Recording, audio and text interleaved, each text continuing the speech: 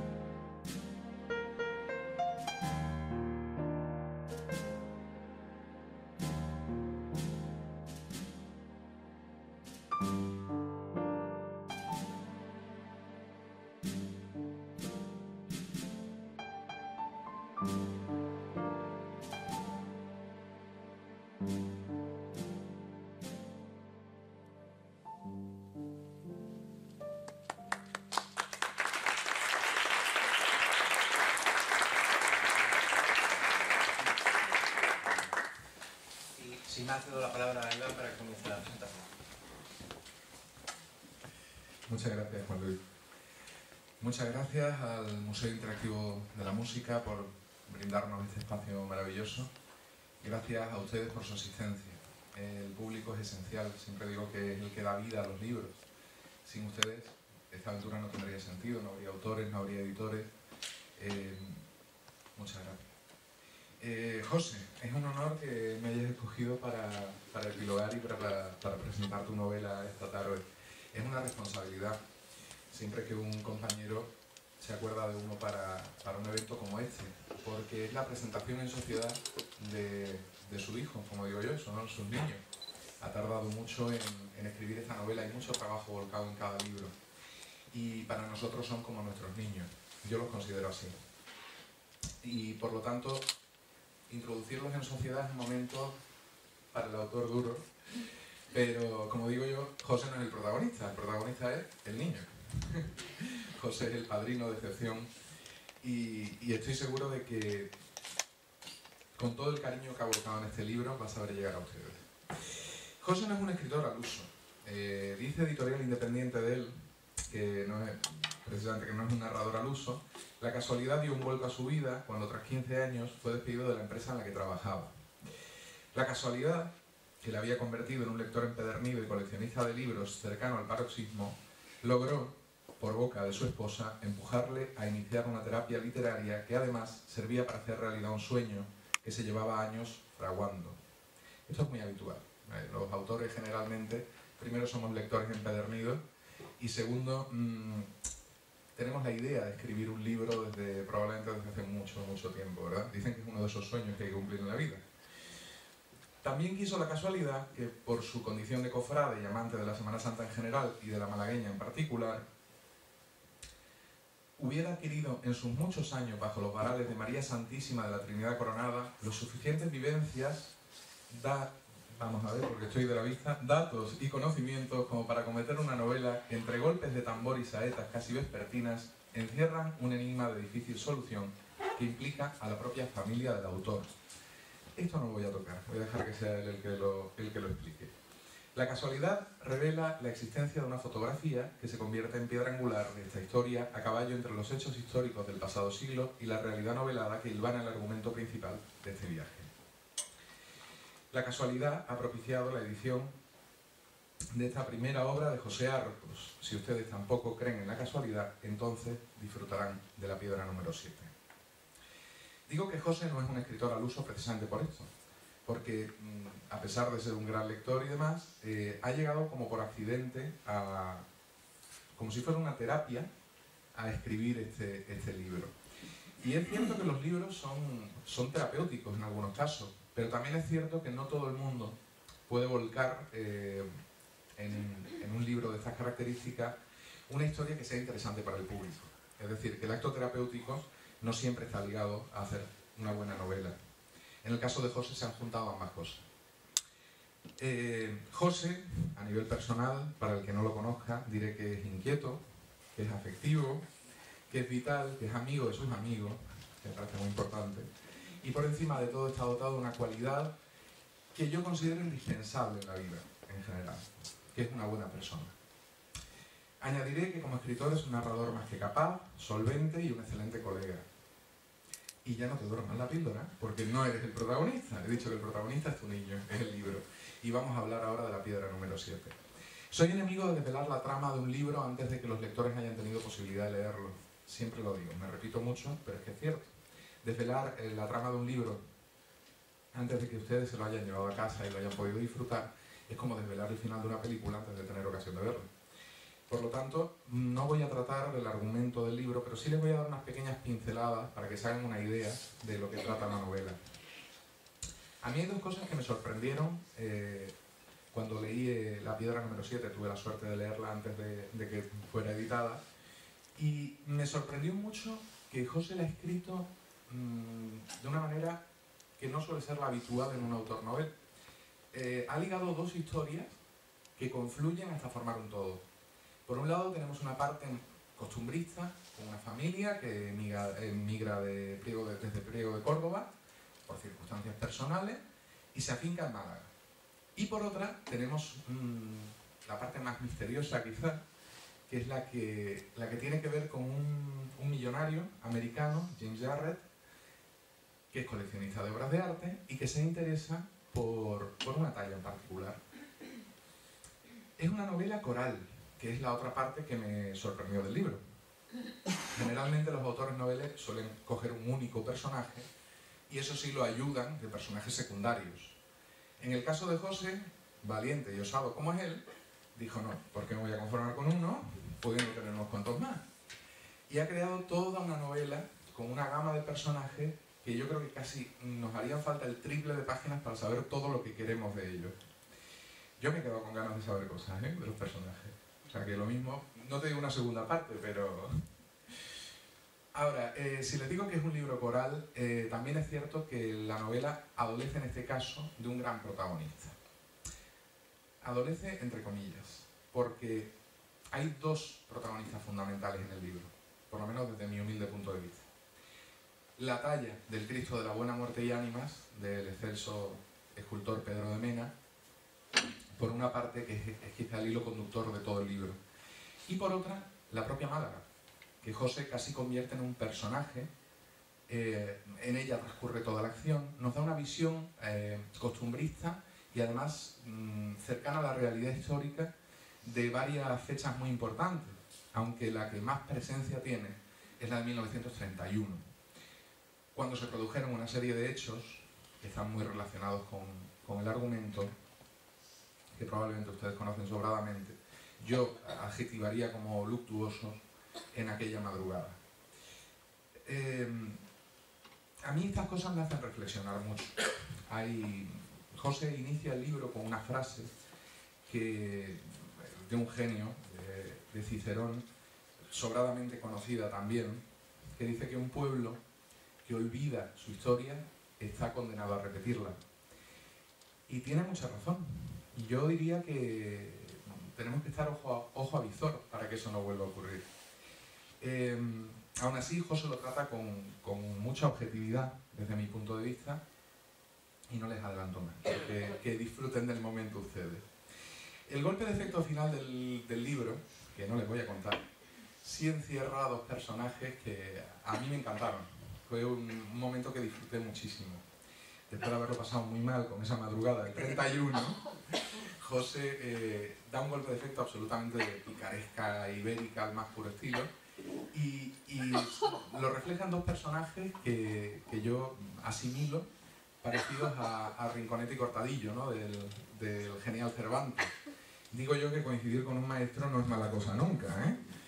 En fin, del libro les diré también que es una novela blanca. Quiere decir que cualquier persona de cualquier edad lo puede leer. Siempre animo cuando hay libros de este tipo, porque es muy interesante que los niños puedan leerlo, que los jóvenes puedan leerlo, que los mayores puedan leerlo, porque cada uno extrae una cosa distinta. Y después yo les animo a que debatan sobre él en familia. A pesar de emplear como escenario la Semana Santa, malagueña en particular, y de contar con un protagonista de excepción como es la talla del Cristo de la Buena Muerte, es un libro que sirve tanto para cofrades como para personas ajenas al mundo cofrade.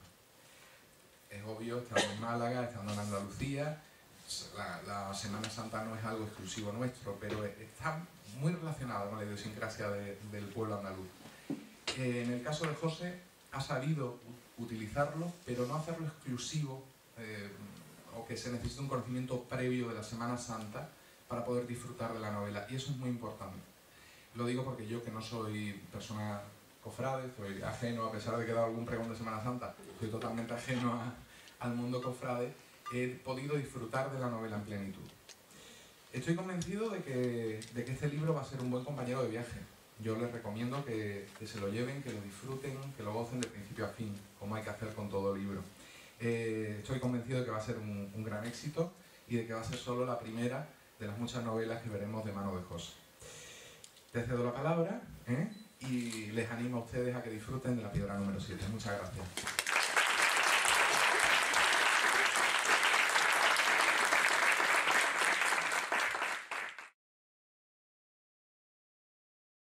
Ha contado Iván, la parte correspondiente a la novela es absolutamente cierto, no voy a poner casi nada, prácticamente nada, porque es que está todo dicho. La parte que habla, bueno, la parte que me trata, no cabe duda de que es fruto de la amistad. Una mentira absoluta. Así que no es más que fruto, pues eso, de la amistad y de tu generosidad tan enorme. Y he de decir que si alguien me ha llevado de la mano en la ejecución de este texto, ha sido él, precisamente, ¿no? Las coincidencias no existen, efectivamente, no existen, nosotros nos conocemos desde hace ya un tiempo, pero bueno, él colabora habitualmente con la editorial independiente, ojo, lo digo para los que lo busquen en internet, editorial independiente, todo junto, porque es que es así, es .com. Exacto. Entonces, coincide que, bueno, él colabora desde hace ya mucho tiempo, y al igual que su hermano, Juanqui, en la editorial, y amigos comunes nos hacen llegar a ellos, ¿no? Entonces, pues eso, efectivamente, yo sigo pensando que no existen las casualidades, las causalidades sí existen, y es la que me hizo, de alguna manera, encontrarme contigo en el momento oportuno. Además, curiosamente, estaba empezando a escribir el libro, tal y como él ha explicado perfectamente bien, a raíz de un cambio laboral, pues empieza Maite es mi mujer, hay muy poca gente aquí que no los conozca, Maite, Rubén, Maribel, mi segunda hija, por cierto, en fin, que están aquí gracias a Dios. Entonces ella fue la que, antes de que empezara a meterme en pensamientos extraños, y precisamente por esa vitalidad y por esa forma de ser que, bueno, que he sido así siempre, así me hizo mi madre, que también está allí, y no hay más, ¿no? Los que me conocen, que tengo aquí muchos compañeros, no digo ex compañeros, digo compañeros, están ahí sentados, me ha encantado verlos, os agradezco enormemente que estéis aquí esta noche, no sabéis hasta qué punto,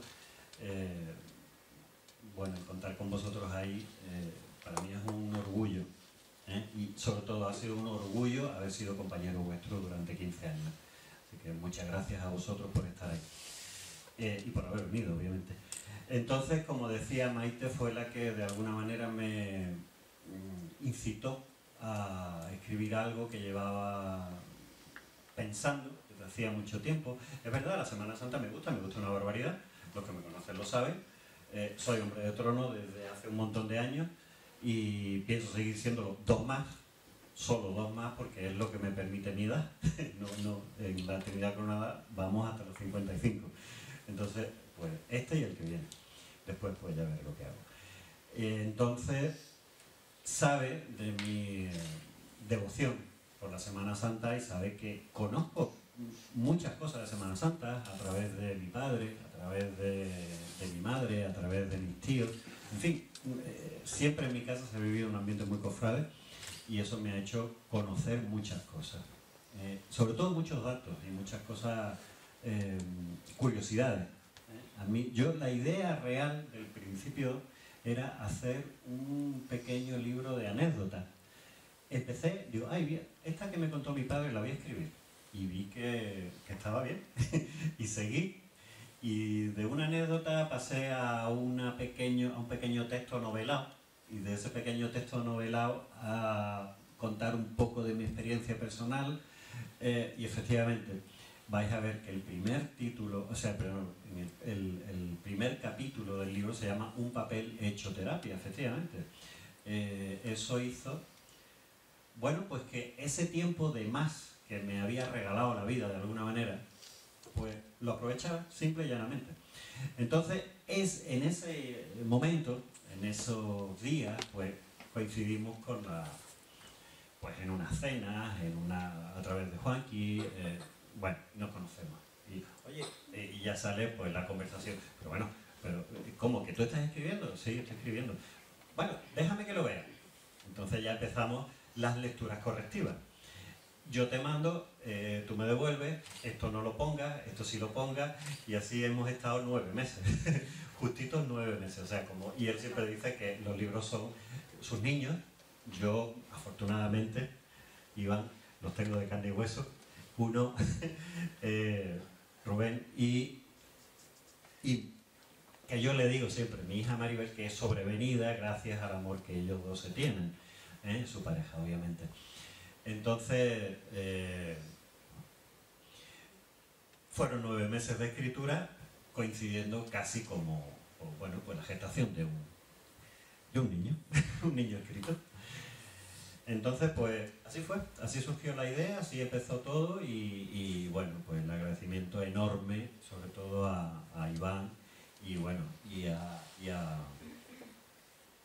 al director de la editorial. No tengo ya ni que nombrarlo, porque es que, o sea, el hecho de que él, bueno, a través de la recomendación y se decida, se embarque en un autor novel absolutamente novato como yo y decida editarlo, ¿quién hace eso? O sea, ¿quién se atreve a hacer eso hoy? O un héroe como tú, Juan Luis, como yo siempre he dicho, porque eso es una heroicidad absoluta, o bueno, o alguien que ha visto que el libro es bueno, porque me voy a quitar tanto mérito, ya está bien, ¿no? Pero bueno, no.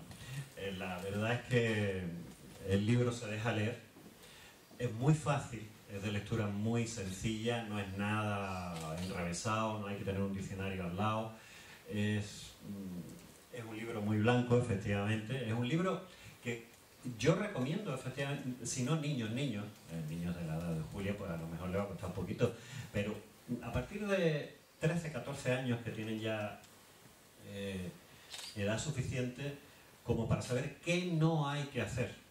Es por eso que la cita de Cicerón no está puesta casualmente, está hecha, cosa hecha, muy pensada, porque lo que jamás deberemos repetir es lo que ocurrió en aquellos aciagos sucesos de mayo del 31.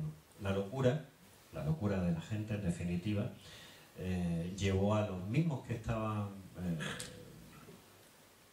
creyendo fervientemente en unas imágenes, ellos mismos llegaron luego a destruirla, ¿no? Ya no vamos a no hablar ni de Semana Santa, ni de creencias, ni de religión, vamos a hablar de arte, simple y llanamente de patrimonio, ¿vale? El Cristo de la Buena Muerte es, dicho por los críticos y por los autores de aquella época, de finales del 15, del 1600 y algo, como la mejor talla de un Cristo que jamás se haya tallado en España. Es cierto. Se perdió. Y en el momento que se perdió, a partir del 13 de mayo, surgió la leyenda.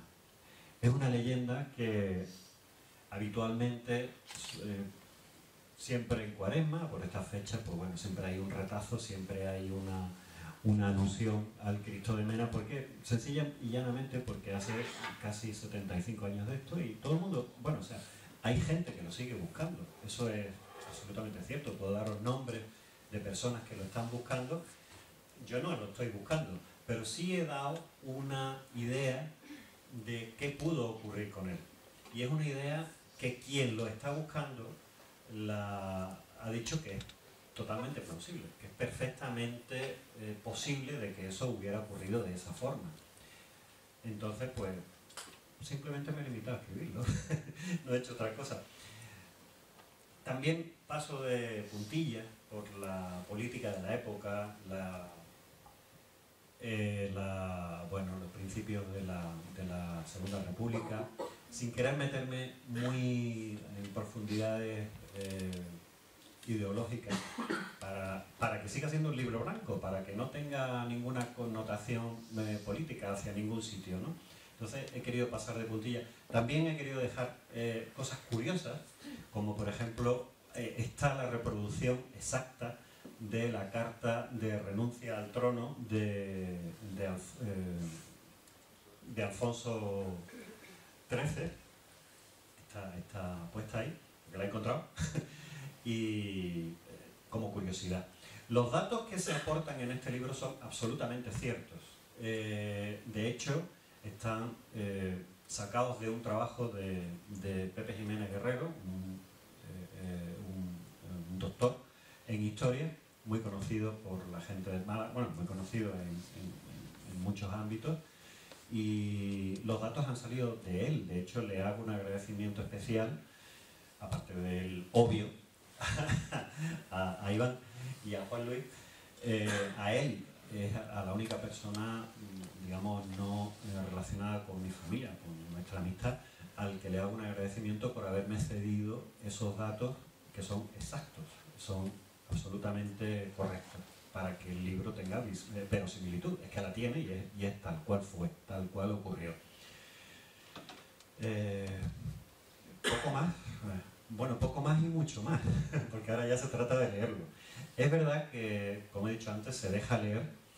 Es un libro desde adolescentes hasta personas que, claro, lógicamente por edad deben de quedar muy pocas, pero hasta ellos, los que hayan vivido aquellos sucesos, pues lo podrían leer con total tranquilidad y sin rencor, sobre todo. Entonces, poco más puedo decir. El hecho de que se llame La Piedra número 7 es muy curioso, porque es una piedra que existe. ¿La desvelo? No.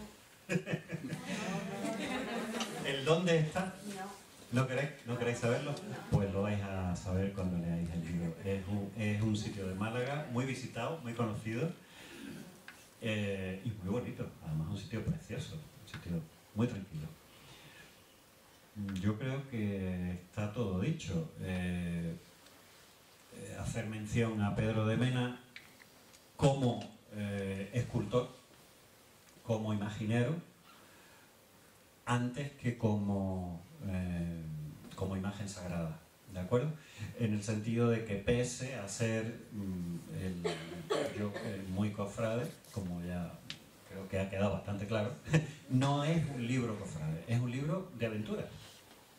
Obviamente es un libro de aventura. Es un libro que para mí, ya lo ha explicado Iván, yo lo repito, es una Y. Yo lo entiendo que es como una Y. Dos historias que convergen en el centro para ir unidas a partir del año 1927, donde van unidas ya esas dos historias hasta el final. El final, obviamente, no puede ser otro que los sucesos de mayo del 31. Y un poquito más. Y ese poquito más es donde está toda la base del libro, ¿no? Entonces os recomiendo realmente la lectura. Os va a divertir seguro. Se lee súper fácil, rápido incluso para los que tengan lectura rápida, y poco más puedo decir. La forma de adquirirlo es muy sencilla, es la misma editorial. Lo tenéis a la venta. De hecho, está, creo que lo he dicho, el primer capítulo, tanto de La Piedra como de todos los libros que tiene la editorial a la venta.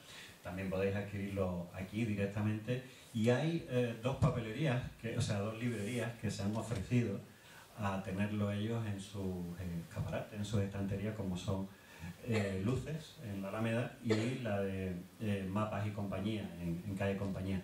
Además, los que vayan a Calle Compañía, además de poder adquirir el ejemplar, van a disfrutar de una librería absolutamente maravillosa, y además llevada por una persona encantadora, que es la dueña de Cookie.